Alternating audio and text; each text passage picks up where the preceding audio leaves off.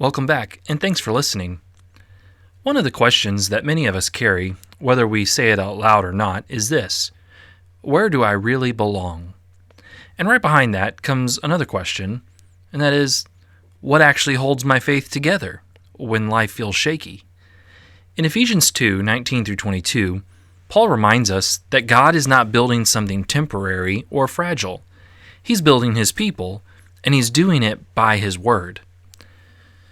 Paul starts with identity.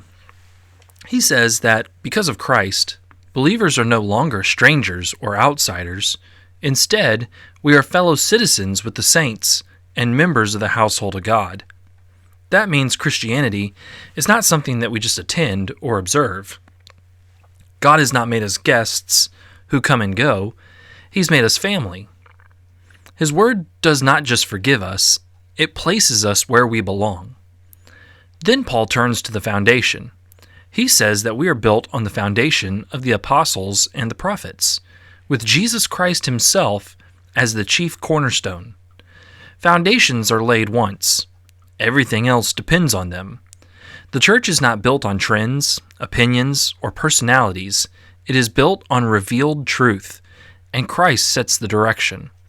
Stability in the Christian life does not come from reshaping truth to fit our preferences. It comes from aligning our lives with Christ. Finally, Paul shows us what God is doing right now. He's joining believers together and growing them into a dwelling place for God through the Spirit. That tells us something important. Faith was never meant to be lived in isolation. Stones only become a home when they are joined together. God's presence is experienced as his people live connected lives under his word. This passage reminds us that God brings us in, builds us up, and joins us together. And it all starts with Christ. If you have never trusted him, you are still outside what God is building.